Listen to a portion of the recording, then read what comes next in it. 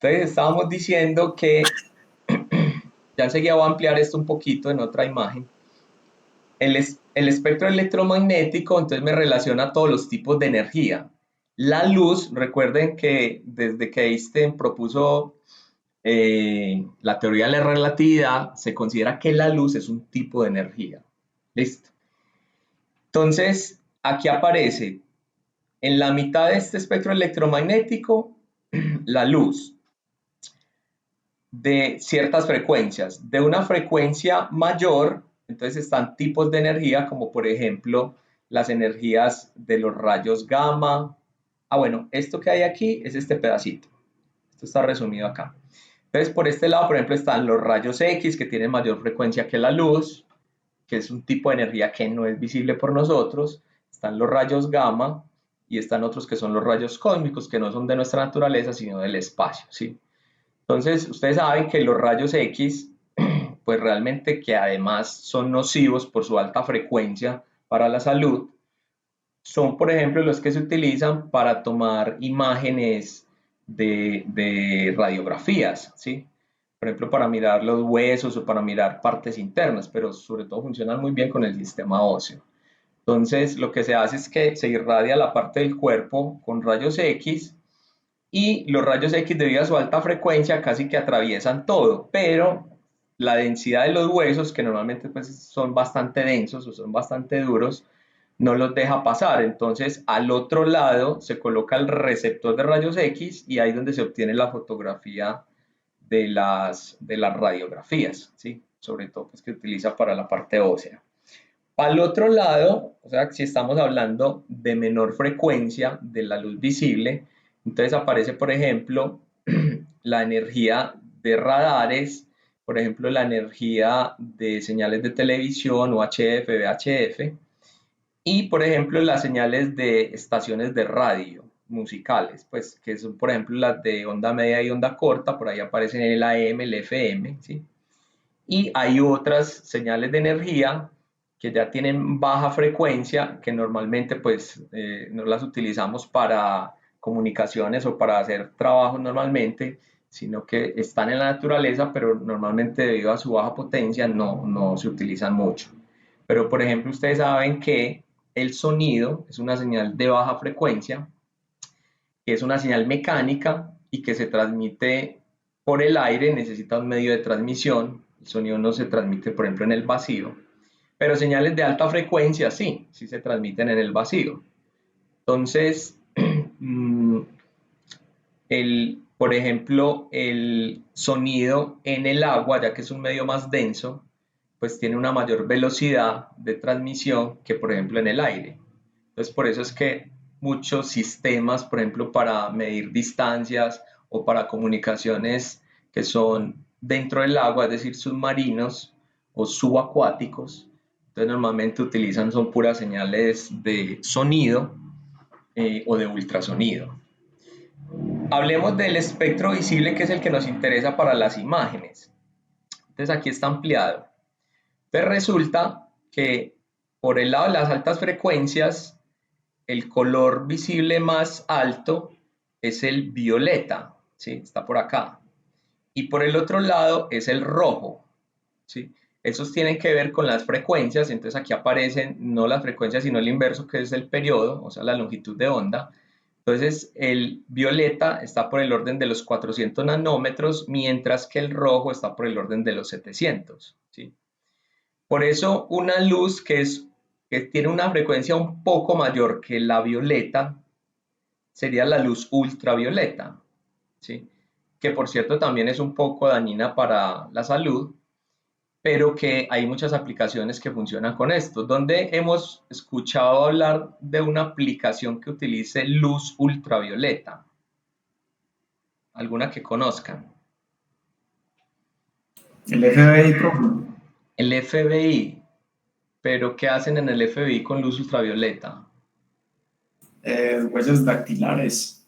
Exacto, entonces sí la hemos visto mucho, es esa luz que por ejemplo uno llega a una discoteca y uno lleva como una ropa negra y se le empiezan a ver cosas que normalmente no se ven en la luz visible, ¿sí? Sobre todo se ve con el contraste del negro.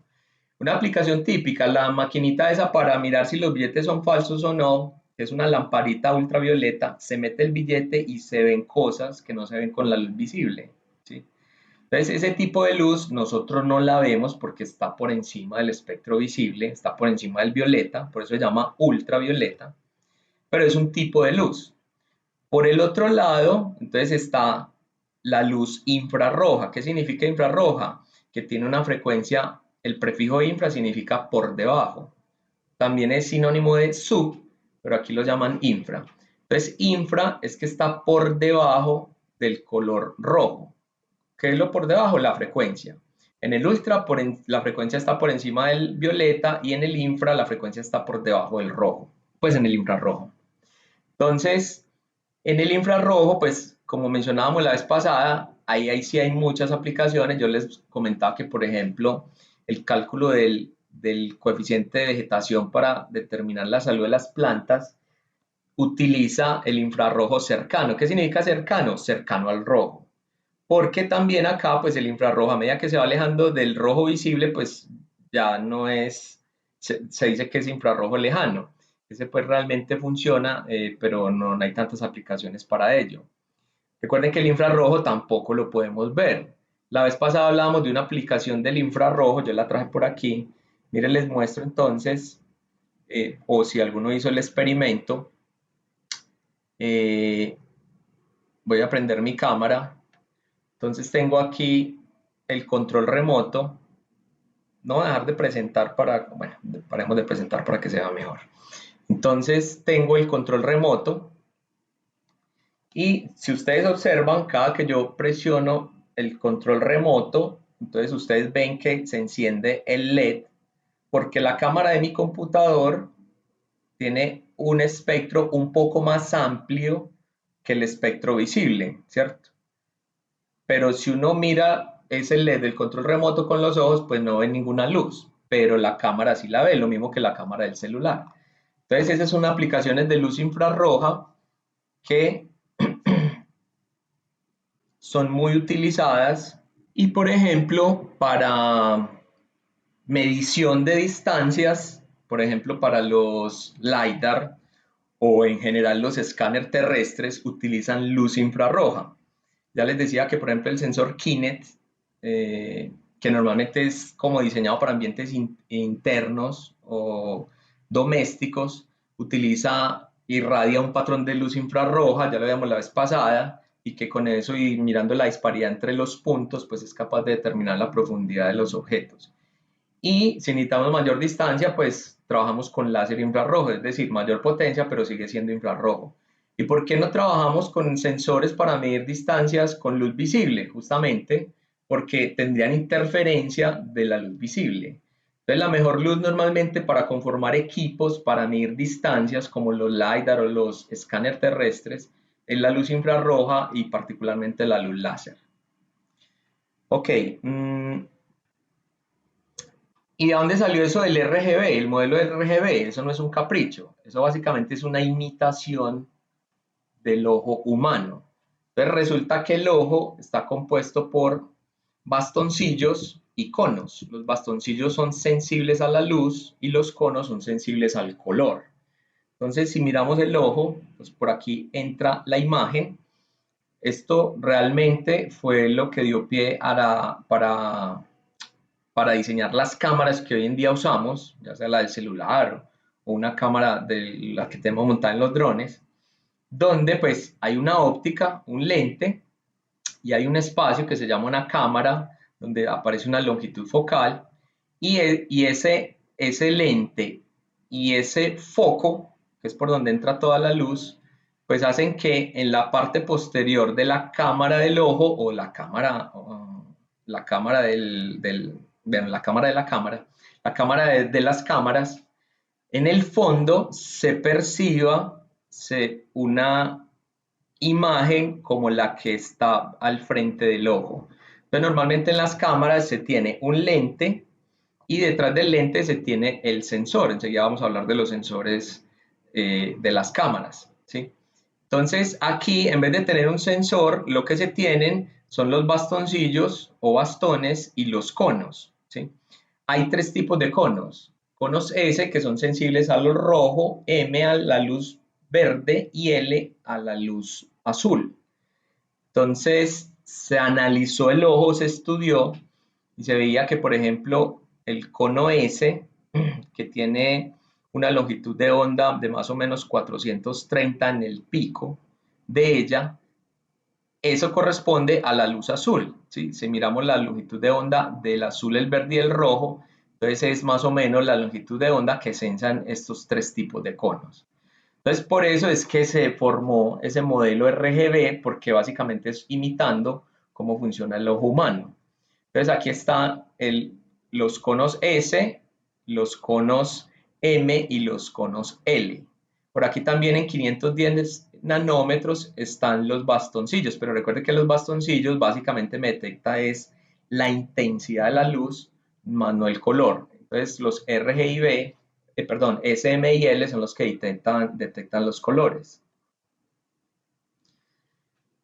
Una imagen a color se puede descomponer en esos tres planos y lo vamos a hacer así cuando estemos programando. Ese es el primer ejercicio que vamos a hacer.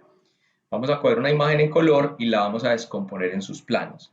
En otras palabras, matemáticamente ya habíamos dicho que una imagen digital es una matriz de píxeles donde hay filas y columnas. Pero si yo tengo tres planos, ¿sí? Uno para el rojo, uno para el verde y otro para el azul, entonces conformo una percepción de color cuando yo superpongo esos tres planos. Entonces aquí lo que está mostrando esta diapositiva es la descomposición en rojo, verde y azul de esta imagen de colores, ¿sí? La pregunta que yo les haría, pero enseguida voy a explicar, es ¿cuál de estas tres imágenes corresponde a cada color? Empecemos con la primera que hay en la parte superior derecha. Esta imagen, ¿a cuál plano correspondería? ¿Al rojo, al verde o al azul? A ver, alguien que diga algo, pero ya explicamos realmente bien a cuál corresponde. Al verde, Fede. Al verde. ¿Por qué? Pues no sé, es como el color que más sale, que más veo como que más predomina en la imagen. Ok. Sí, pero al inverso. ¿Sí? Entonces, realmente, recuerden que yo les decía ahora, ¿cuál es el valor, cuando el valor entre 0 y 255 correspondía al color blanco? Cuando los tres canales estaban en qué valor? Ahorita que lo hicimos en Paint, esa simulación. Se las muestro aquí rápidamente, pues se las recuerdo. 255. Exacto, lo que estoy preguntando es, cuando yo pongo los tres canales en el máximo, ¿a qué color corresponde? Al blanco. Y cuando los pongo al mínimo, corresponde, obviamente, al negro. ¿Listo? Entonces, si el color está presente al máximo, se va a ver blanco. Y si está ausente, se va a ver negro. Entonces, ahora sí volvamos acá. Entonces, yo estoy preguntando a cuál color corresponderá esta imagen superior derecha. Al rojo. Al rojo. ¿Por qué al rojo? Al blanco. No, recuerden que aquí tenemos tres planos, rojo, verde y blanco. No estamos hablando de plano negro o plano blanco, sino que estamos diciendo que estas tres imágenes son el equivalente al plano rojo, verde y azul de esta imagen. Entonces, miren, la cosa es esta, pero el compañero lo hizo ahorita, pero al revés. Cojamos aquí algo que sea de color rojo. Por ejemplo, esta letra M y esta letra E. Donde se vea más blanca la M y la E, significa que ese es el plano rojo. Entonces, obviamente, este primero, aquí se ve más blanco que acá y que acá. O sea que este es el plano rojo. Cojamos una letra azul, esta A y esta S. ¿Dónde se ve más blanca la A y la S? Aquí abajo. La A se ve más blanca y la S se ve más blanca. Entonces este es el plano azul. Y el plano verde, por ejemplo la letra J, ¿dónde se ve más blanca? Pues obviamente por descartes en la que faltaba, pero aquí también se ve más blanca la letra J. Entonces, este es el plano verde, este es el plano azul y este es el plano rojo. ¿Sí? Entonces, si yo superpongo estos tres planos, diciendo que cuál es cuál, el rojo, el verde y el azul, es como si estuviera sumando acá lo que estábamos haciendo ahorita en Paint, como si estuviéramos sumando una cantidad de rojo, una cantidad de verde y una cantidad de azul. Entonces el resultado de esa suma, de esa adición, por eso dijimos que eran colores aditivos, va a ser el color que se ve en la foto a color. ¿Sí? Este ejemplo lo vamos a hacer la próxima clase cuando estemos programando. Eso es como uno de los ejemplos básicos para no entender que una imagen en colores realmente se representa de forma digital como la intersección de tres planos en escala de grises. ¿Sí? Entonces ahora sí, definamos. ¿Y qué es escala de grises? Pues escala de grises es justamente una escala entre el blanco y el negro que varía en un rango, en este caso si es 8 bits, entre 0 y 255. ¿Sí? Entonces, una escala de grises no tiene colores, sino que es entre blanco, entre negro 0 y blanco máximo. ¿Listo? Ahora, hay algo, y de una vez me adelanto a algo que vamos a ver más adelante. Normalmente, nosotros para procesar imágenes digitales, no las procesamos en color, sino que lo que hacemos es que las convertimos a escala de grises.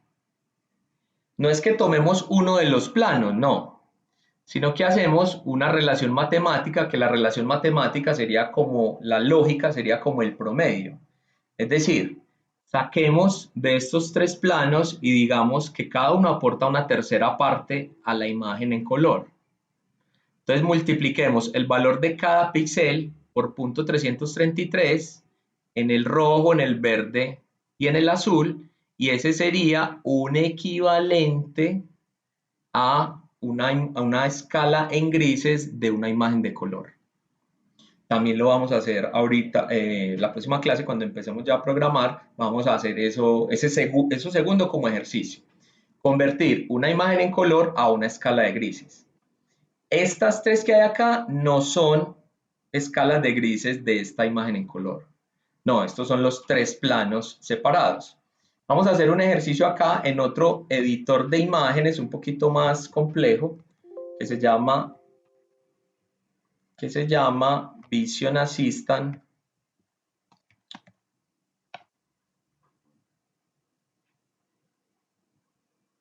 Y vamos a hacer un ejercicio. Este software pues no es que lo tengan que tener, sino que simplemente pues yo lo uso para editar imágenes digitales, porque este me permite una vez hacer el ejercicio de los planos. Entonces yo voy a generar una imagen,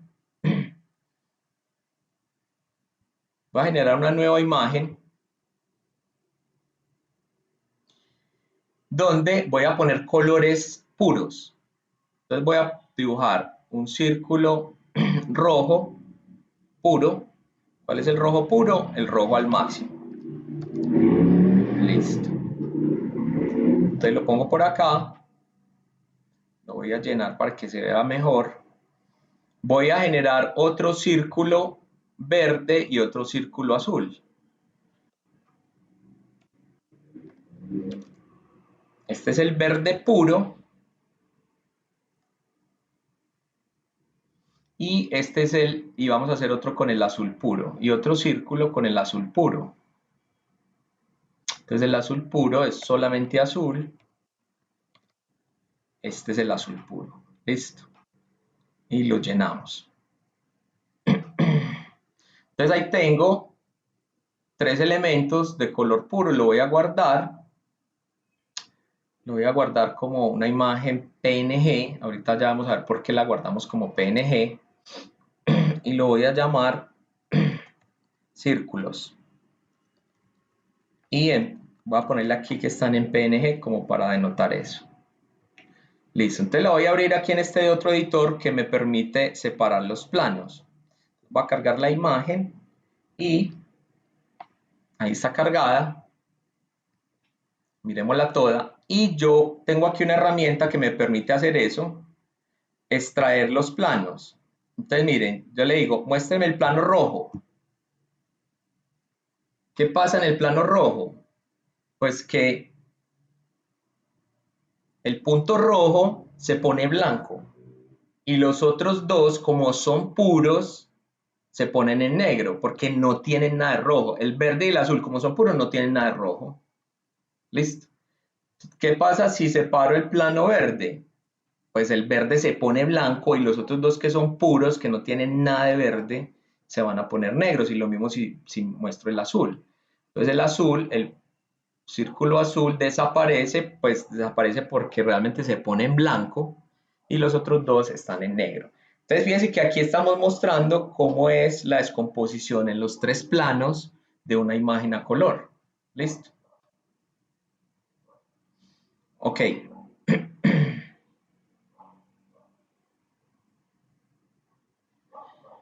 ¿Se entendió ese concepto? ¿Cómo se representa una imagen en color en esos tres planos? Sigamos. Hablemos entonces ahora sí de los sensores artificiales. Ya ahorita vimos que están imitando el ojo humano. Entonces, hablando de cámaras y de sus sensores, pues entonces la mayoría de los sensores hoy en día que han tenido mejor desempeño para imitar el ojo humano son unos que se llaman tipo CMOS. Eso significa semiconductor de óxido metal complementario. Y pues ellos son, digámoslo, fotosensibles, es decir, son sensibles a la luz y generan una señal eléctrica proporcional tanto al color como a la intensidad. Cada fotocito, así se llaman los elementos o los píxeles o la unidad mínima de estos sensores, varía, genera corriente eléctrica proporcional a la luz que recibe. Tienen además un amplificador y se leen independientemente de una forma matricial con un método que se llama chip register. Y además, pues también, además de que son muy buenos, son muy económicos.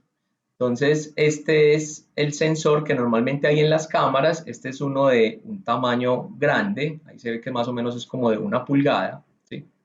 Y aquí está como ampliada la imagen, donde normalmente ellos tienen una geometría rectangular. ¿Sí?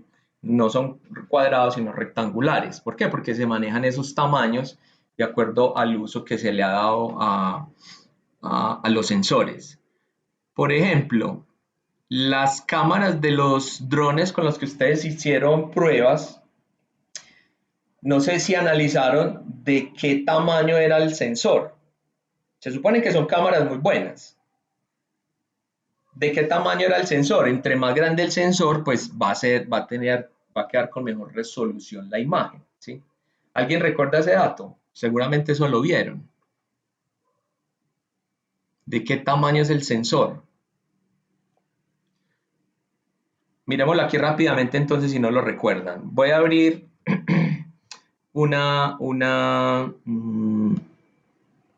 voy a abrir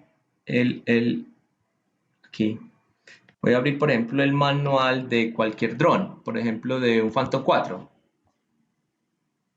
Entonces, me está diciendo, vámonos a la parte del sensor, al final están todas las especificaciones. ¿Listo?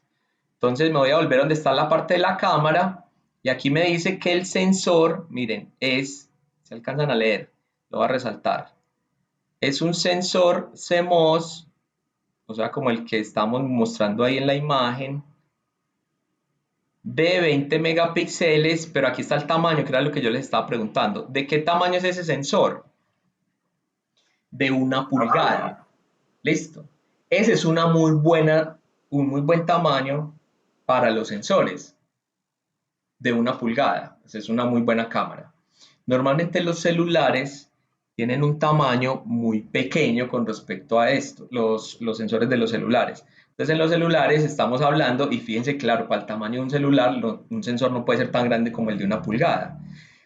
Estamos hablando que los sensores en los celulares son del orden de 0.2 a 0.3 pulgadas. O sea, el más grande es de 1/3 de uno de estos de la cámara del dron. Claro, la cámara del dron es bastante grande, ¿cierto? Si lo vemos, si lo recuerdan, por ejemplo, comparado con el tamaño del dron, la cámara es bastante grande. Miren el tamaño de la cámara con respecto al dron. Y eso pues que este es un dron bastante grande, ¿sí? Entonces aquí en el fondo tiene ese sensor de 1 pulgada, por eso es que es de gran tamaño la cámara. Ok. Hay otros tipos de sensores, pero no son los más utilizados. Ya vemos que en los drones no se usan, que son los de carga acoplada, ¿sí? Son más sensibles que el CMOS, también maneja algo pues que se llama fotocitos desde el punto de vista electrónico, captura más tonos, ¿sí? Pero son más costosos. Entonces, debido al costo, normalmente se han popularizado más los CMOS, ¿sí? Estos digamos que son mejores tecnológicamente, pero son mucho más costosos. Entonces, normalmente las cámaras normales utilizan el CMOS. Bueno, aquí está, pues se presenta la forma como se lee, pero bueno, eso no vamos a entrar en detalle. Y como les dije al principio, hablemos también de formatos de imagen, ¿sí? Entonces, en los formatos de imagen, pues aquí lo que queremos referirnos es a cómo se guarda la información que se captura en el sensor. Ya que el sensor me entrega unas señales eléctricas, pues yo las puedo memorizar en una memoria electrónica, ¿sí? Entonces, ¿cómo se guarda la información que me entrega el sensor? En la memoria. Entonces, eso es lo que se llama los formatos de la imagen. Entonces, son formas de comprimir la información del sensor para hacerla más liviana, ¿sí? Normalmente no contienen la misma cantidad de información que la misma cantidad de píxeles del sensor, sino parte de ellos. Básicamente existen dos tipos de formatos de imágenes, las rasterizadas y las imágenes vectoriales. Las que normalmente usábamos nosotros para documentos, para internet, son las rasterizadas, que tienen que ver con mapas de bits. Pero si nosotros, por ejemplo, trabajamos en litografía o cosas donde es muy importante la calidad de las imágenes, entonces debemos de trabajar con vectoriales. Ya vamos a mirar ejemplos de unas y de otras, ¿sí? Las rasterizadas típicas, entonces está el formato JPG, ¿sí? Está el formato GIF, que recuerden el formato, bueno, el formato JPG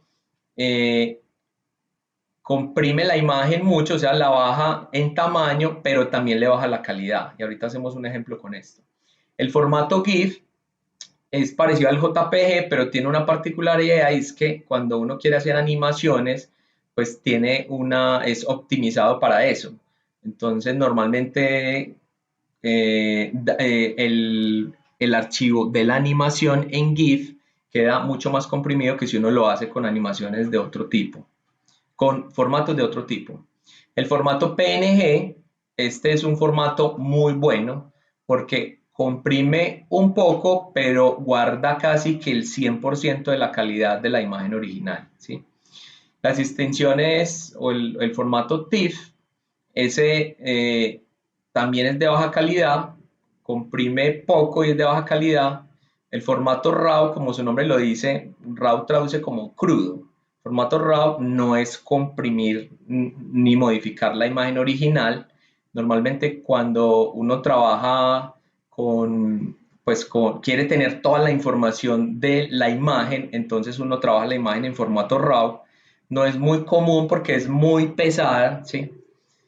Y está el formato OMP que lo propuso Microsoft, que realmente también tiene mucha información, no tanto como el RAW, pero es muy pesado, o sea que no es pues muy eficiente en cuanto del punto de vista pues del tamaño, ¿cierto? Hay otros, pues yo la verdad nunca lo he visto, el PSD, no sé si alguien de acá lo haya visto, pero este es un formato también comprimido, que ese creo que lo produjo a la empresa Adobe, pero no se popularizó tanto como ellos esperaban. Vamos a hacer aquí un ejemplo comparando el formato que más usamos, que es el JPG, con el PNG, ¿sí? Ya les dije que el PNG comprime, pero guarda casi toda la calidad. Entonces miren lo que vamos a hacer. Vamos a generar unas imágenes artificiales acá con el Paint. Por ejemplo, esta yo la guardé en PNG, en formato PNG. Son colores puros. Y vamos a guardar esta imagen como JPG. O sea, la misma imagen como JPG. Entonces le voy a quitar aquí, voy a decir, esta es una imagen JPG. Entonces ya tengo las dos imágenes. Y me voy a venir para acá, para este editor, y voy a hacer el mismo ejercicio de los planos. Entonces ya recuerdan que cuando quitábamos el plano, por ejemplo, para mirar el plano rojo, pasaba esto. ¿Listo? Voy a cargar la otra imagen en JPG. Esta es la PNG, que es la que trabajamos ahora. Vamos a cargar la imagen JPG y vamos a hacer lo mismo. A quitar un plano. Esta es la JPG. Si ustedes la ven, físicamente pues se ve igual. El formato JPG y el PNG. Pero miremos esto. ¿Qué tal si quitamos el plano rojo? ¿Alcanzan a ver aquí que quedó algo? Voy a maximizar un poquito esta imagen. Ahí se...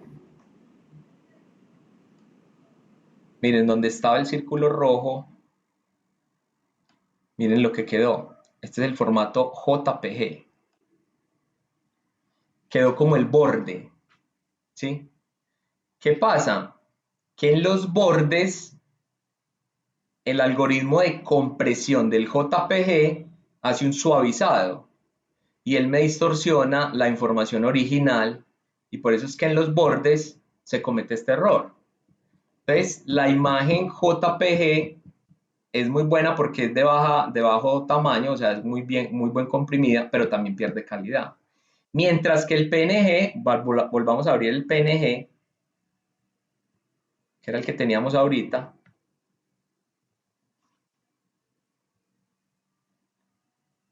Hagámosle lo mismo, extraigámosle el plano rojo. Fíjese que si yo amplío esta, por ningún lado aparece ese borde que sí se veía en el JPG, ¿sí? Estaba aquí ahorita. Entonces, esto es una prueba de que el formato JPG pierde, distorsiona la calidad de la información. En tamaño, los dos son muy buenos, ¿cierto? Porque ¿Alguien levantó la mano, perdón? Sí, profe, yo tengo una pregunta. Hay otro formato que se llama como JP2. Yo lo he visto por ahí. JP2. Uy, no me acuerdo de él. Ah, bueno. Bueno, no me acuerdo de él. Ahorita miramos en internet a ver. Miren, ambas quedan con un tamaño muy bajito, ¿sí? Por ejemplo, frente a un BMP. Miren, si yo cojo esto y lo guardo en BMP, que les dije que era la de Windows, que tiene ese gran problema y es el tamaño, ¿sí? Si yo la guardo en BMP, entonces, miremos los tamaños. Entonces aquí me está diciendo que en BMP 817 kilobytes, en JPG 19 y en PNG 5. Miren la diferencia, 5, 19, 817. Entonces ahí la pregunta para ustedes es, de estos tres formatos, JPG, PNG y BMP, ¿cuál será mejor? Profe, por lo que usted dijo, el PNG. El PNG es el mejor formato, ¿cierto? Muy buena resolución. Tiene muy buena calidad y tiene muy buena compresión. Ese es el mejor formato para uno trabajar imágenes rasterizadas. ¿Listo? Pero lo que pasa es que, por ejemplo, para internet funciona mejor el JPG, ¿sí? ¿Por qué? Porque es el más comprimido de todos. Pero si uno quiere calidad, entonces no debería trabajar en JPG, sino en PNG. ¿Listo? Bueno, ¿y qué pasa con las vectorizadas o vectoriales? ¿Sí? Entonces, por ejemplo, está el formato, bueno, el que dice el compañero me da la impresión de que es un formato de este tipo de vectorizadas. Bueno, no sé, habría que mirarlo bien en internet. Entonces, por ejemplo, las vectorizadas o vectoriales, entonces están una que también creó Adobe PDF, que le dio esa extensión PDF, las CPS, las SVG, que SVG justamente significa vectorizada, y otras otro formato que es ahí. ¿Qué pasa con estas vectorizadas? Estas vectorizadas no están definidas por píxeles, sino que están definidas por funciones matemáticas que representan curvas. Entonces, por ejemplo, cuando usted tiene una imagen como esta de la derecha, que es rasterizada, por ejemplo JPG, y usted le empieza a hacer zoom, usted en los bordes empieza a ver que los píxeles, o mejor, empieza a ver que se pixelan los bordes, como se ve aquí en este caso. Entonces este circulito, yo le hice aquí un zoom en este borde, en este detalle, y se ve así. Mientras que si la imagen es vectorizada, ese mismo zoom, en ese circulito, mire que se ve una curva continua. Les voy a mostrar aquí, por ejemplo, que en algunos documentos, yo por ejemplo estos días estaba haciendo este documento, un artículo, y me pedían que las imágenes fueran vectorizadas. ¿Para qué? Miren que, por ejemplo, si yo le empiezo a hacer zoom a esta imagen, porque de pronto usted no alcanza a ver el texto, miren que a medida que le hago zoom, las letras no se distorsionan. Y por más grande que yo le haga el zoom, fíjese que las letras se siguen viendo perfectamente. ¿Sí? Esa es una imagen vectorizada. Tiene esa característica. Entonces se utilizan mucho para tipografía, para publicaciones donde hay que imprimir, y no solo pues tiene que ver con letras, pues esta imagen tiene letras, pero también puede ser una imagen que tenga figuras. Por ejemplo, estas figuras acá. Aquí en estas imágenes, mire que estas que también son vectorizadas, si yo las empiezo a amplificar, miren ese círculo que se ve perfecto, y por más que yo lo amplifique, se sigue viendo perfecto. ¿Qué pasa en una imagen que no sea vectorizada sino rasterizada? Aquí en este artículo también tengo una. Entonces mire, por ejemplo, estas de aquí. Entonces mire, estas yo las empiezo a amplificar, sobre todo esta primera, yo la empiezo a amplificar y ya se empieza a pixelar, mire. No le pasa lo mismo que a las imágenes vectorizadas o vectoriales. Entonces, esa es la diferencia entre una y otra. Obviamente las vectorizadas, hablando de tamaño, pues son más pesadas que las rasterizadas, ¿sí? Pero son las que se necesitan cuando uno necesita mayor calidad. Ok. Entonces ahí ya hablamos como pues de las tres cosas, de colores, de sensores o de cámaras y de formatos de imagen. Entonces eso es importante tenerlo en cuenta. En conclusión, JPG es compresión alta, que se usa mucho en internet. El GIF es poca, bueno, no hicimos un ejemplo con GIF, pero lo hicimos con el PNG, que es la importante. Poca pérdida de información, útil para animaciones. PNG no tiene pérdidas. Soporta transparencias y es de alta calidad. TIFF no tiene pérdidas, pero es muy pesado.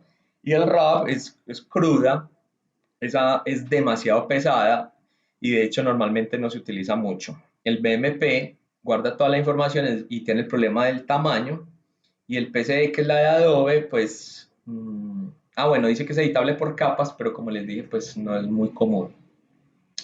Eso es todo lo que tiene que ver en cuanto a colores, sensores y formatos de imagen. Listo. Voy a utilizar otra presentación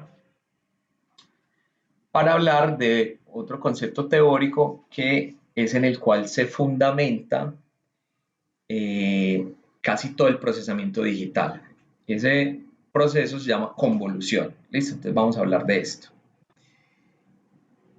¿Sí me están escuchando? Sí, profe. Sí, profe. Ok, listo. Sí, claro, te lo escuchamos. Entonces,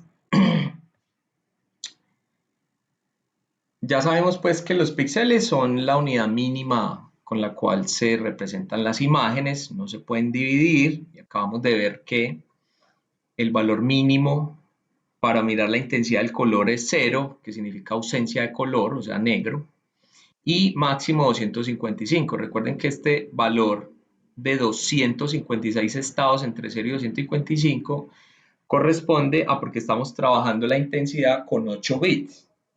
Con 8 bits se pueden representar o se pueden diferenciar hasta 256 diferentes estados. 2 a la 8 da 256. Una imagen RGB puede tener más de 16 millones de colores, es decir, la mezcla entre el rojo, el verde y el azul, si variamos cada uno entre 0 y 255, ¿sí? Entonces se pueden obtener hasta 16 millones de color. Desde el punto de vista digital, se representa como un formato entero de 8 bits sin signo. Entonces eso se conoce en programación como un formato uint 8. El U es de unsigned, el int de entero y el 8 de 8 bits. Eso se lo digo porque lo vamos a ver más adelante, que necesitamos que las imágenes tengan este formato. Y digamos que los píxeles se enumeran o se forma un sistema coordenado donde el 0, 0, aquí estamos trabajando con dos dimensiones, filas y columnas, el 0, 0 está en la esquina superior izquierda, ¿sí? Y el valor máximo según la resolución de la imagen pues estaría en la esquina inferior derecha, ¿sí? Miremoslo acá. Entonces supongamos que tenemos esta imagen, que es una imagen de baja resolución, y lo que estamos diciendo es que la parte superior izquierda es el inicio donde se empiezan a numerar las filas y las columnas. Entonces los había mostrado también una imagen en la presentación pasada. Entonces aquí está el 0, 0. Y por ejemplo, para esta imagen, que esta imagen tiene 7 columnas de píxeles por 7 filas, entonces este sería el píxel con coordenada 7,7 y este sería el 0,0. Entonces este que se está mostrando aquí de ejemplo sería el píxel fila, bueno, empieza desde 0, fila 3, columna 3, fila 4. Sí. Profe, usted está hablando de 7 filas, 7, veo 7, no son 9. O no, No, no entiendo ahí. 7, 3, 6, perdón, 8. Lo que pasa es que el 8 se cuenta desde el 0 hasta el 7. Sí, eso es 8 por 8 esta imagen. Sí, yo dije 9, me equivoqué, es 8 por 8. Esta imagen tiene 8 por 8 píxeles. Que si pudiéramos, pues, si lo representáramos el tamaño en resolución, sería una imagen de 64 píxeles, ¿sí?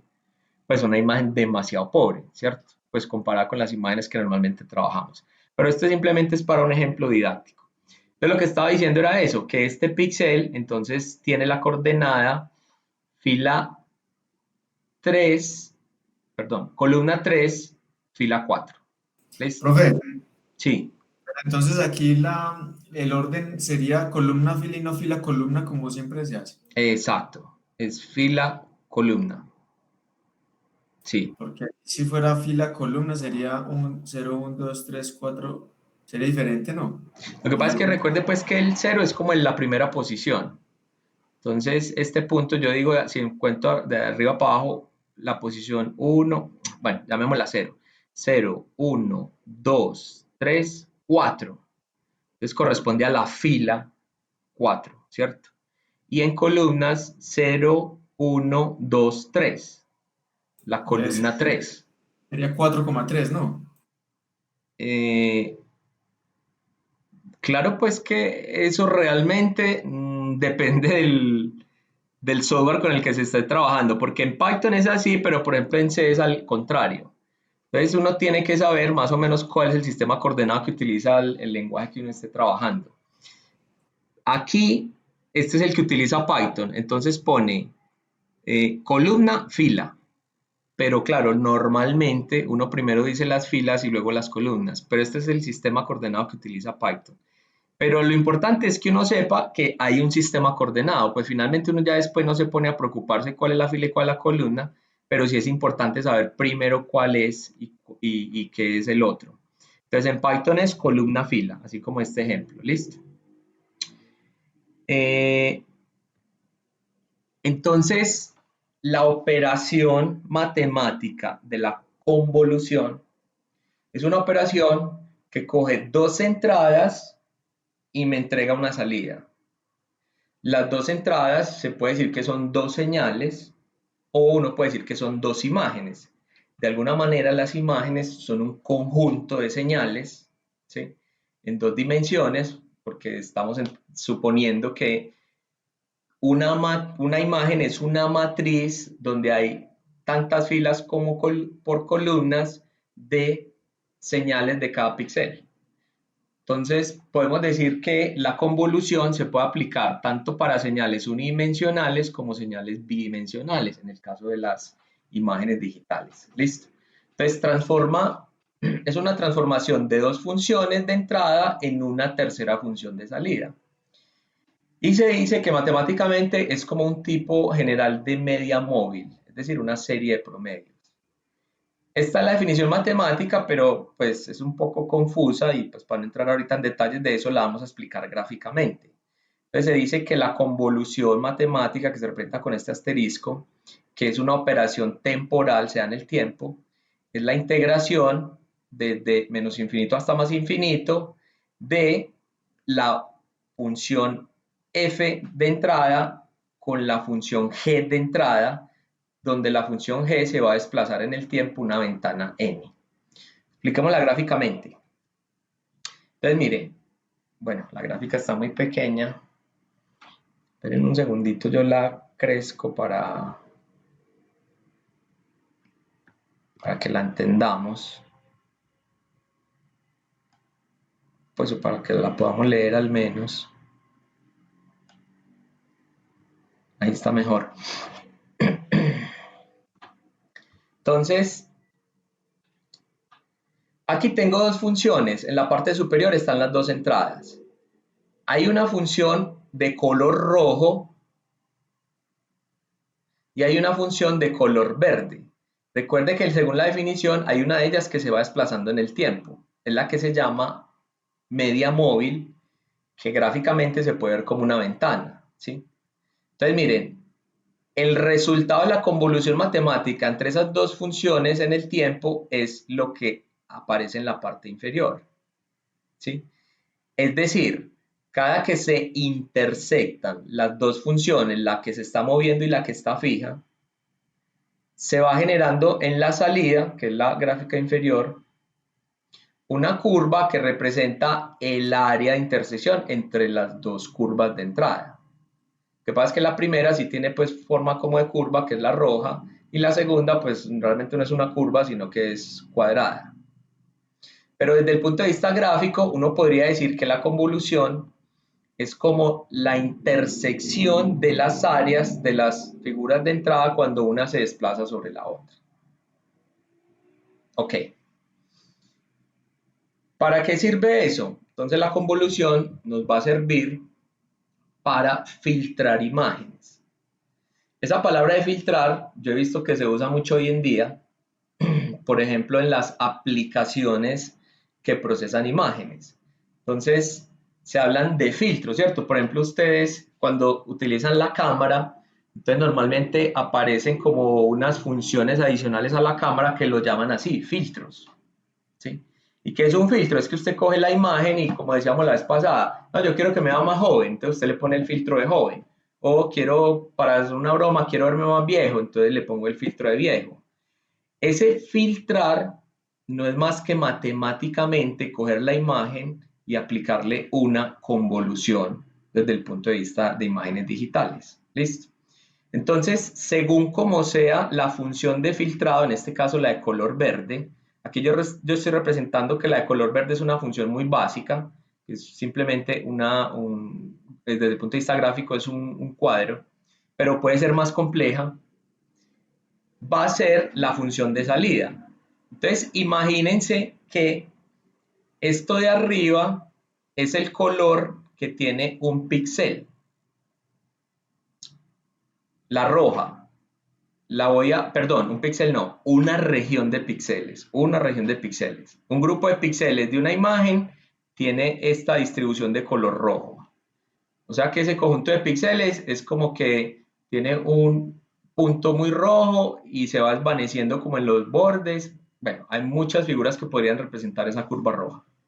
Cuando yo la filtro, la convoluciono con esta otra imagen verde, obtengo la de abajo, que es una imagen donde tiene otros colores. Eso lo vamos a explicar bien cuando estemos implementando en software el proceso de la convolución, ¿sí? Pero lo que me interesa por ahora es decir que una convolución es el proceso matemático cuando uno filtra imágenes. Claro que yo les decía la clase pasada que esa aplicación del FaceApp que me coge la foto mía y me la pone más joven, esa no solo era una convolución, sino que era un poquito más porque además tenía cosas de inteligencia artificial. Yo les decía más o menos cómo funcionaba esa. Pero eso en el fondo tiene de base una convolución. Entonces, para terminar este concepto, porque lo vamos a implementar para entenderlo, ahorita simplemente estamos como haciendo la definición desde el punto de vista teórico, digamos que la convolución es una operación de una matriz que es la que es móvil, la vamos a llamar kernel o ventana, sobre otra que va a ser la imagen que queremos convolucionar. ¿Listo?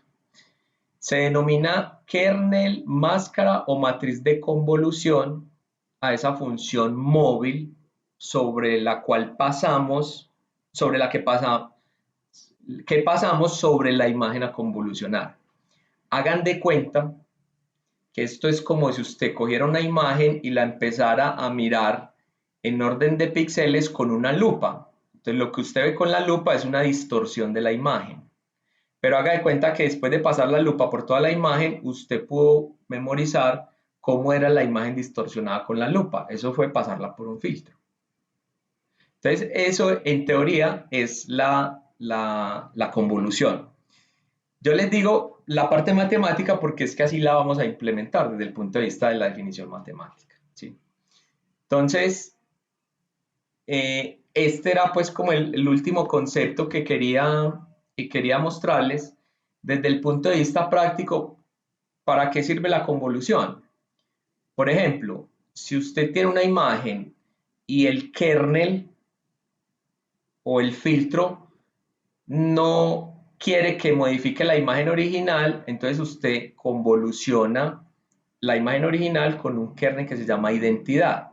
Identidad es una matriz llena de unos y ustedes saben que cualquier cosa multiplicada por uno da la misma cosa. Pero si uno lo quisiera hacer, pues eso no sirve para nada, pero es una forma de decir matemáticamente que si uno no quiere modificar una imagen, la convoluciona con un kernel de identidad. Pero si usted quiere detectar bordes, que lo vamos a hacer, usted coge la imagen, usted quiere resaltar los bordes de una imagen y la convoluciona con un kernel que vamos a ver matemáticamente cómo son. Por ejemplo, Cani, Sobel o uno laplaciano. Cani y Sobel son los apellidos de los señores que propusieron estos kernel adecuados para detectar bordes. Si usted quiere afinar una imagen, afinar básicamente es aumentar el contraste, usted la pasa con un kernel de Sharpen, que le aumenta el contraste. Y si usted quiere hacer lo contrario de afinar, que se llama difuminar, entonces usted la pasa por un kernel de borrado, en inglés blur, que puede ser sencillo o puede ser gaussiano. Listo. Entonces yo les menciono esto porque eso es lo que vamos a implementar en software la próxima clase. ¿Listo? En conclusión, la convolución es una operación matemática que coge una imagen y me la filtra con un filtro especial para obtener un resultado diferente. ¿Listo? Hasta ahí era como la parte... bueno, finalmente. Y cuando uno convoluciona una imagen, uno lo que quiere es obtener características que resalten de esa imagen. Entonces esas características se llaman descriptores. Los descriptores normalmente representan textura, ¿sí? Por ejemplo, como los histogramas, forma, cuando uno hace segmentación, o movimiento. Vamos a mirar aquí, para terminar, hablando de histogramas y de segmentación. ¿Qué es segmentación? Segmentación es cuando yo tengo una imagen, esa no la había montado en la diapositiva, pero se las voy a mostrar. Cuando yo tengo una imagen,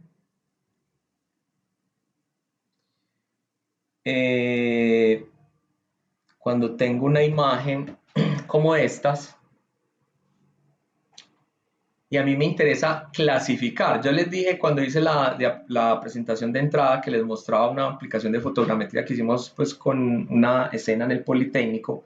Al final yo les mostraba los productos y les decía, en la nube tridimensional uno puede sacar qué son caminos, qué son vegetación, qué son construcciones, etc. O sea, que estamos clasificando los elementos de la escena en la imagen tridimensional. En una imagen bidimensional, como esta imagen, por ejemplo, que es una imagen aérea, entonces, por ejemplo, podemos decir en esta imagen que es agua.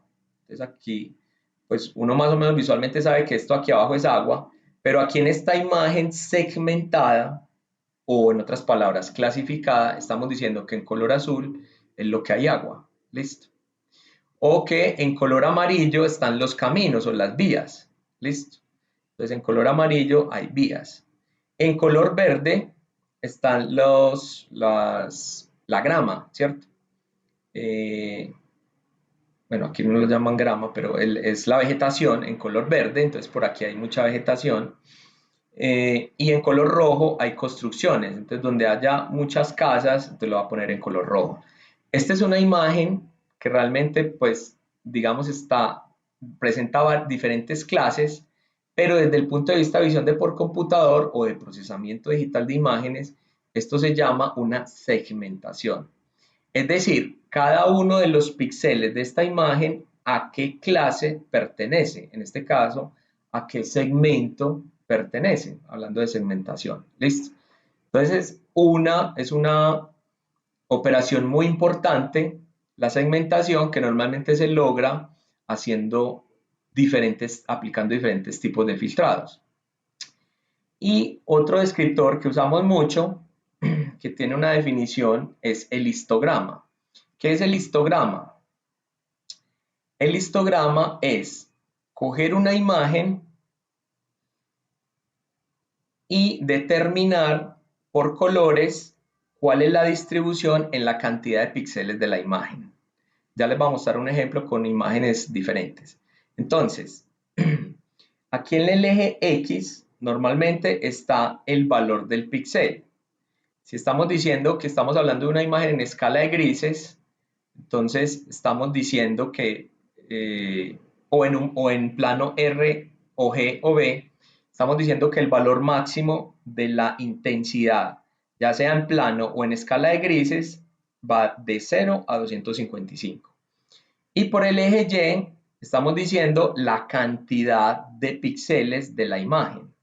Entonces vamos a hacer un ejemplo con el Vision Assistant para que entendamos lo del histograma. Para que entendamos lo del histograma,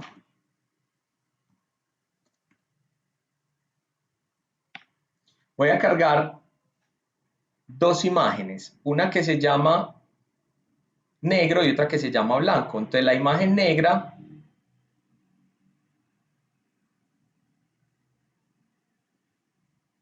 como su nombre lo dice, es solamente esto. Negro es una imagen que solamente tiene fondo negro. Y la imagen blanca va a ser esto. Una imagen que solamente tiene fondo blanco. Y vamos a calcularle o a graficar los histogramas de estas dos imágenes. Entonces voy aquí al Vision Assistant, cargo las imágenes. Entonces voy a empezar primero con la negra. Recuerde que la negra es ausencia de color. Entonces negra es esta. Listo. Es un cuadro negro. Y le voy a calcular el histograma. Entonces aquí me dice, muéstreme el histograma. Aquí me lo está mostrando. ¿Qué me está diciendo esta información? A ver si la puedo crecer un poco. Bueno, no me deja. Espero que alcancen a ver aquí esto.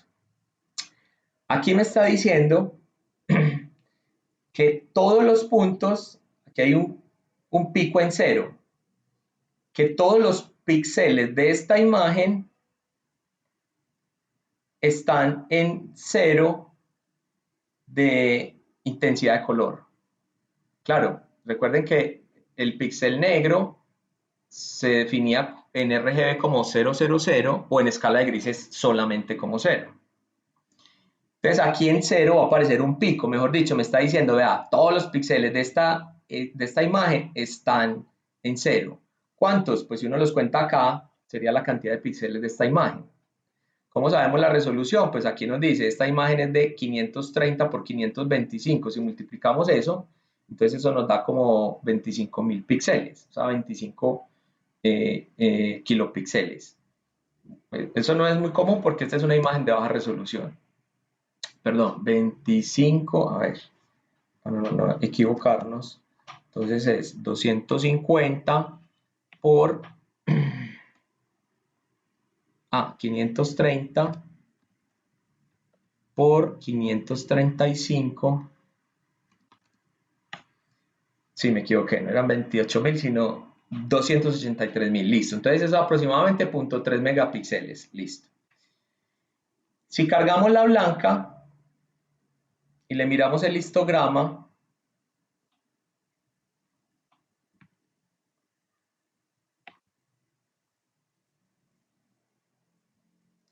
entonces nos va a demostrar que el histograma ya se pasaron todos los píxeles a donde estaban 255. Listo. Ahora vamos a coger una imagen en escala de grises. Entonces vamos a coger una imagen cualquiera, por ejemplo voy a coger esta imagen o hagamos una imagen sintética en tonos de grises. Perdón, primero en blanco y negro, Entonces hagamos una imagen sintética en blanco y negro. Entonces yo voy a dibujar aquí un círculo negro y lo lleno. Listo. Y lo lleno de negro. Entonces voy a guardar esta imagen, la voy a salvar como PNG y la voy a llamar así, círculo negro. Si le miro el histograma a esta,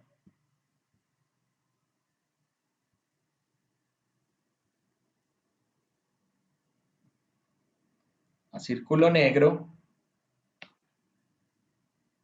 entonces, fíjense cómo es el histograma.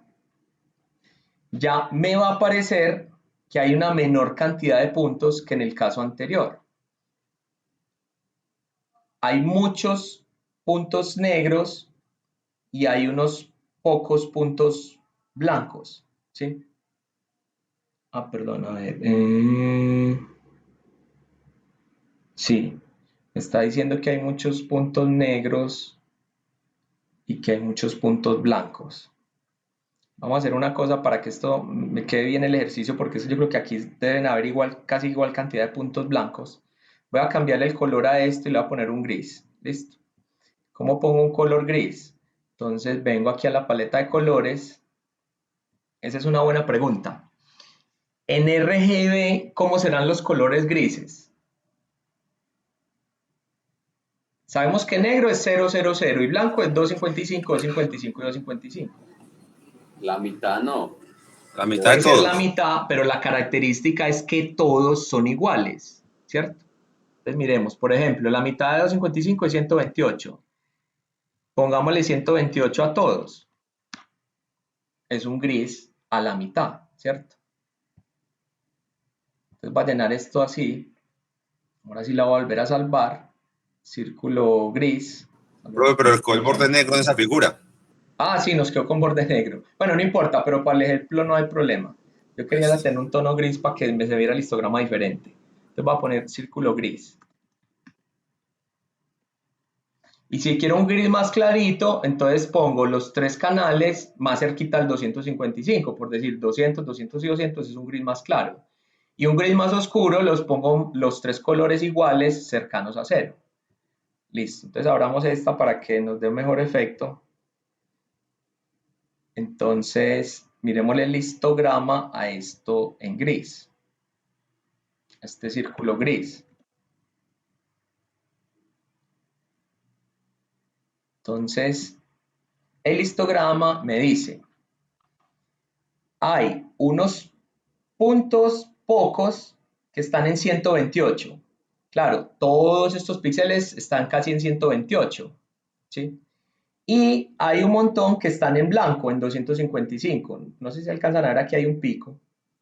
Es decir, de esta imagen que ya dijimos que tenía 0.3 megapíxeles, o sea, casi 300.000 píxeles, hay unos pocos de los 300.000 que están en 128, su intensidad. Y muchos otros, o sea, el resto, están en blanco, claro, porque este fondo es blanco. ¿Listo? Entonces, en el histograma me van diciendo cuál es la intensidad, perdón, cuál es la cantidad de píxeles de una imagen y me los caracteriza según la intensidad del color. Como aquí tengo una imagen en escala de grises, entonces me muestra solamente un plano, es decir, no me muestra nada en rojo, en verde y en azul, porque me dice que todo es gris. O sea, tiene la misma proporción los tres canales. ¿Qué pasa si cojo una imagen a color? Entonces, en la imagen a color, cojamos una. Profe, entonces con el círculo negro también había una barra grande en 255. Con la imagen que teníamos ahorita. Sí, con el primer círculo negro. Como el fondo era blanco, también aparecía Sí, lo que la pasa es barra. que yo no sé por qué ahí no se veía bien el histograma, y por eso no quise ese ejercicio. Porque aquí, ¿qué se debería ver? Un pico grandecito en 0 y otro pico más grande en blanco. Digamos que el del blanco se ve un poquito, pero el del 0 no se ve mucho. Entonces, por eso no me gustó ese ejemplo, porque aquí yo no sé por qué no muestra casi bien el pico negro, de los negros, que estaría en 0. Ya, ya. Ah, de pronto dividiendo la pantalla, igual cantidad. Bueno, este pico se debería ver aquí como más grandecito, por eso pues cambié el ejemplo. Por eso lo puse en gris para que se viera en la mitad. Es que como por estar como que al borde, no, como que no me lo muestra bien. Entonces por eso puse el gris, porque el gris como si me da mostrar algo en la mitad, entonces ahí lo pudimos apreciar bien. Entonces Profe, estaba entonces diciendo, hemos puesto ese en 25, entonces ya hemos logrado ver ese pico. sí, No todos hacerlo en 25. hagamos lo que dice el compañero. O sea que esto es un gris más claro, ¿o qué? Estás diciendo que 25 es un gris más claro, ¿cierto? Pongamos un gris más claro como dice el compañero. Por ejemplo, 28, 28 y 28. Ese es un gris más claro. Perdón, más oscuro, más oscuro. Sí, aquí se ve. Es Recuerden que oscuro, si tirando a negro. cuando tiende a Sí, cero sí. es negro, eso. Entonces pongámoslo al revés. 228, 228 y 228. Ese es un gris muy clarito, ¿cierto? Entonces, ¿dónde vamos a ver el pico? Pues más cercano al valor de 255, ¿cierto? Pongámoslo como gris, círculo gris 2, círculo gris claro. Entonces, claro, ahí si le vemos el histograma, entonces vamos a ver que va a aparecer el pico más cercano a el... Mírenlo, aquí está. El pico va a estar más cercano hacia el 255 porque está en 228, ¿sí? Entonces, este piquito que hay acá representa la cantidad de píxeles de esta imagen que están pintados de gris claro. Y como la mayoría, o sea, el fondo, están de color blanco, entonces por eso aquí aparece un pico más blanco. Listo. ¿Qué pasa si tenemos ya colores? Entonces voy a poner una imagen con colores puros, como esa que ya habíamos definido ahorita, la de la primera de los puntos, o sea, esta es de colores puros, ¿cierto? Entonces vamos a abrir esa, listo. Y vamos a mirarle el histograma. Entonces miremosle el histograma a esa imagen. Entonces aquí me está diciendo que hay muchos puntos blancos, entonces por aquí me tira picos blancos, ¿sí? Y me está diciendo, es que tiene un problema, es que esto no me está graficando bien en los extremos, no sé por qué, pero aquí deberían haber 3 picos, ¿sí? Uno rojo, uno verde y uno azul. ¿Por qué? Porque están puros los colores. Profe, si modifica eso que dices Perdón, que es lineal o para este logarítmico, ¿no lado. le mostrará mejor la gráfica? No, Ah, no. Bueno, no trabajamos con colores puros. Pero bueno, yo creo que en lo de grises más o menos se entendió cuál era el concepto. ¿Qué pasa si cargamos una imagen normal de una escena? Por ejemplo, carguemos esta que vimos la clase pasada, la de las verduras, ¿sí? Es una imagen bastante colorida, ¿sí? Entonces, si miramos el histograma, pues allá van a aparecer por los 3 canales. Entonces me dice, el del rojo es este que tiene como un borde rojo, el del verde tiene este borde verde y el del azul está por aquí pequeñito, tiene este borde pequeño. Entonces ahí me está diciendo que en verde hay esta cantidad de píxeles, claro, ahí hay bastante verde, que hay otra cantidad de rojo, que hay muy poco azul, ahí se ve que hay muy poco azul, y que hay por aquí en cero, o sea, en negro, hay también una cantidad, ahí hay cosas negras, y hay muy poco, aquí en blanco se ve muy poco, al final se ve un pequeño pico, ¿cierto? Entonces, en conclusión, uno puede, con un histograma, ya sea en escala de grises o con los 3 canales RGB, uno puede caracterizar una imagen. Y nosotros vamos a hacer una operación basada en el histograma que se llama suavizado. Entonces, como el histograma me permite determinar la intensidad de colores de un canal en escala de grises o de los 3 canales en RGB, o sea, en color, entonces uno puede jugar ecualizando esos canales. Lo vamos a hacer primero en escala de grises y luego lo vamos a hacer en escala de colores. ¿Listo? Entonces, hasta ahí era como los conceptos que quería compartir con ustedes para que los empecemos a implementar.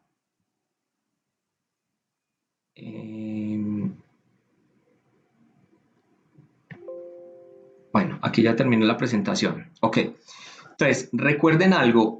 Yo les dije al principio que íbamos a trabajar estos temas. Primero hablamos un poco de fotogrametría aérea con drones, les contamos como de experiencia, luego empezamos a hablar, hicimos una introducción de visión por computador y luego vimos teoría, que fue hasta acá, de programación digital de imágenes.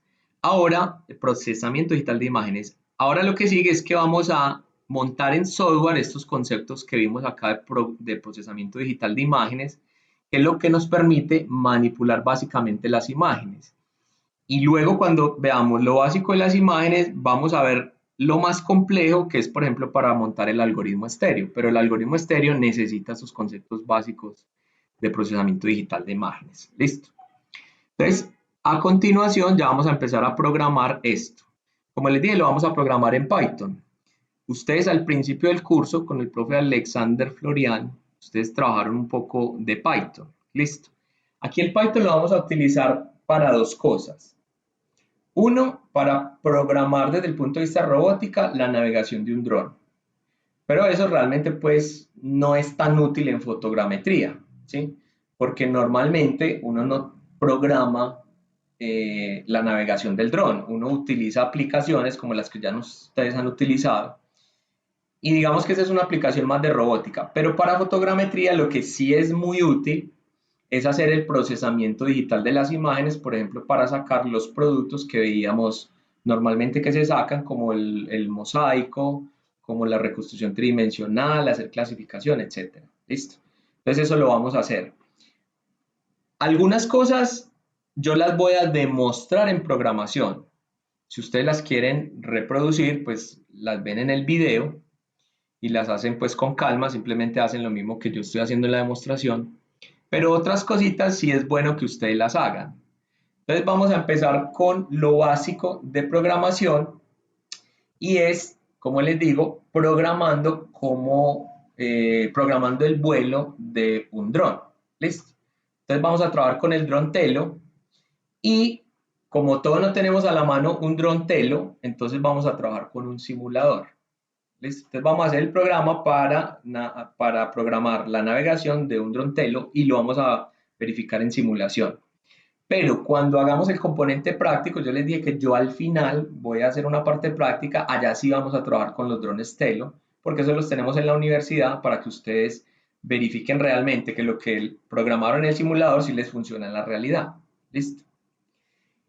Pero aquí, en la última sesión, sí vamos a trabajar con programando procesamiento digital de imágenes para fotogrametría. Entonces, esas son como las dos cosas que tiene. A mí me gusta esta parte de la programación del Telo porque es muy sencilla para que ustedes refresquen o recuerden los conceptos de programación que vieron con el profe Alexander Florian. ¿Listo? Entonces, recuerden que con él ustedes trabajaban, él les dijo pues que para programar en Python consiguieran digamos, este framework, este marco de trabajo de el Anaconda, donde en el Anaconda pues hay varias aplicaciones, ¿sí? Que todas tienen que ver con Python o con programación orientada hacia la web, etcétera, pues como la DB Watson, y las otras de Python, como el Jupyter, el PyCharm o el Spider. Esta fue la que ustedes trabajaron, ¿cierto? Spider. Ok. Yo les voy a proponer que trabajemos no con Spider, sino con otra que es un poco más popular, que se llama PyCharm. Pero van a ver que las dos son idénticas, tienen los mismos componentes, etc. Listo. Entonces trabajemos con PyCharm. Hay dos versiones, la de Community o la profesional. La profesional hay que pagar por ella, la Community es de acceso libre. Obviamente está más restringida la Community frente a la profesional.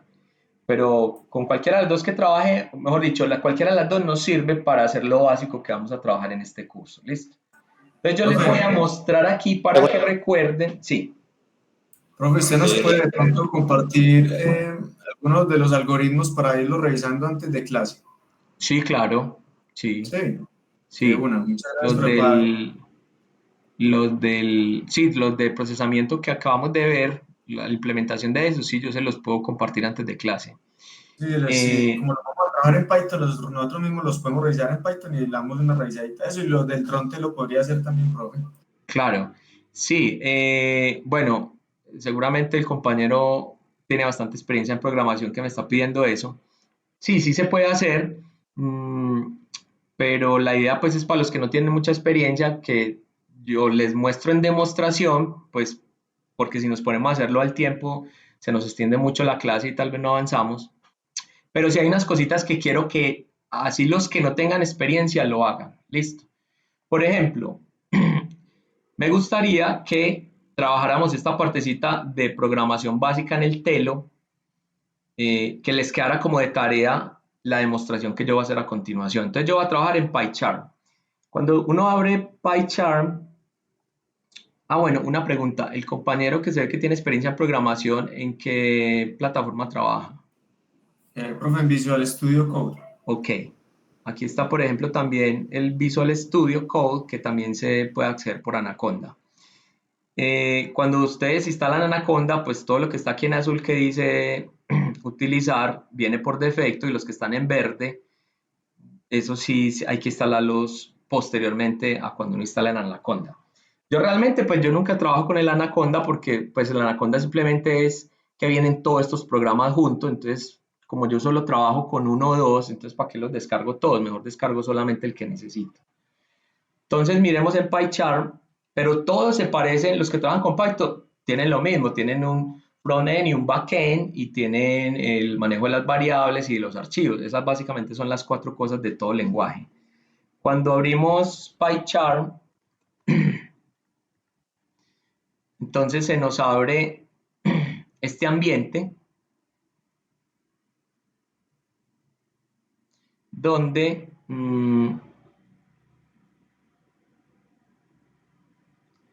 donde se puede, bueno, presentemos el ambiente. Esperen un segundito, yo le aumento a esto el tamaño. ¿Ustedes alcanzan a ver estas letras que hay acá? Sí, se ve muy bien, profe. Sí, bueno, listo. Entonces no le voy a aumentar el tamaño. Bueno, entonces, acá en esta parte izquierda es donde uno observa pues todos los menús, por ejemplo, de la estructura del proyecto que uno está trabajando, o también puede ver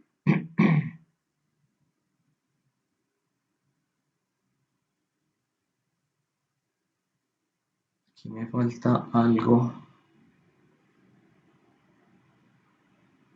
Ok. O también puede ver los archivos, ¿sí? En esta aplicación no vamos a trabajar con archivos, ¿sí? Entonces, ¿qué vamos a hacer? Vamos a utilizar un simulador que lo van a encontrar en esta página. En esta página yo se las voy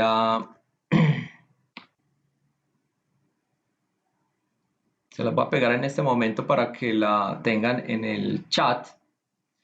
Y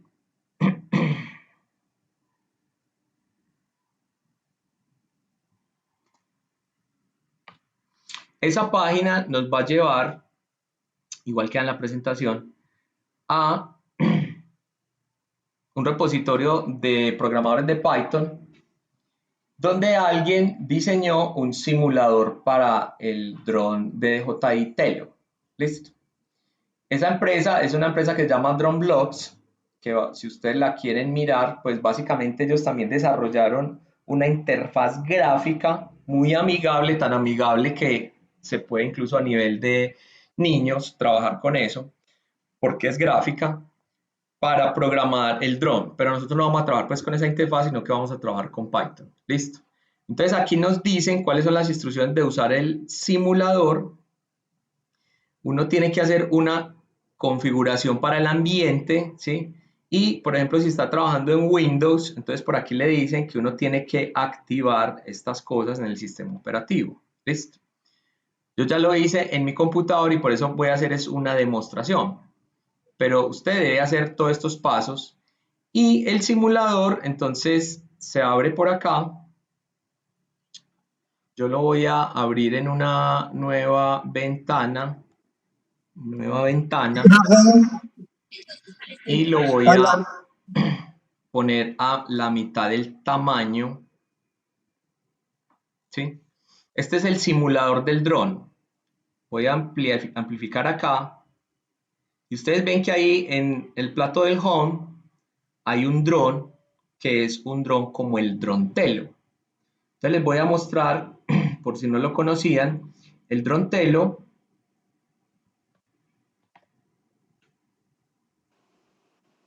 El dron Teleo es un dron pequeñito que tiene la siguiente forma.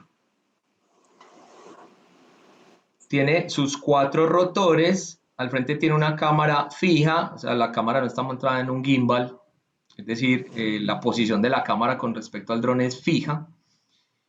Y normalmente tiene, pues casi siempre viene con los protectores porque como es para un ambiente educativo, pues no queremos un accidente. Recuerden que este dron es para interiores, ¿sí? Por la parte inferior tiene los sensores de visión, ¿sí? Que son un par de cámaras que hacen un par estéreo y tiene un sensor infrarrojo para medir distancia por tiempo de vuelo. ¿Listo? Eso es todo, es muy sencillo. El éxito de este dron es justamente ese sistema de visión que tiene en la parte inferior. Porque si no tuviera ese sistema de visión, cuando uno lo pone en modo hovering, o sea, cuando uno le dice que se quieto en el aire, él se empezaría a mover debido a la interactividad de los rotores. Eso le pasa a la mayoría de drones, digamos, entre comillas, llamémoslos chinos, que son baratos, que uno ve que tienen los 4 rotores, pero cuando uno los va a manejar son bastante inestables. Entonces este es muy estable justamente por eso. Entonces, este simulador me pone ahí la figura del dron Teleo. ¿Listo? Entonces, si seguimos leyendo acá, nos dicen que uno debe conectar el lenguaje de programación de uno, en el que uno esté trabajando, a través de una dirección IP con el simulador. ¿Listo? ¿Cómo se conecta? Aquí está el código de ejemplo, ¿sí? Donde le dicen que uno tiene que instalar una librería que se llama así, Profe, ¿sí? hay como unos sonidos de Manuel, no sé. A ver quién está por ahí con el micrófono abierto. Vamos a apagar a todo el mundo. Le va a cerrar a todo el mundo el micrófono. Ya. Ah, ya lo apagaron, listo. Ok. Bueno, entonces estaba diciendo que si uno lee, aquí le están diciendo, voy a separar mi pantalla en dos para mostrar el simulador y lo que... Bueno, a propósito, este simulador consume bastantes recursos, entonces me está dando un poquito de... se me volvió un poquito lento, como tengo activado la videoconferencia del simulador, está un poquito lento la respuesta. Ustedes me están escuchando fluido.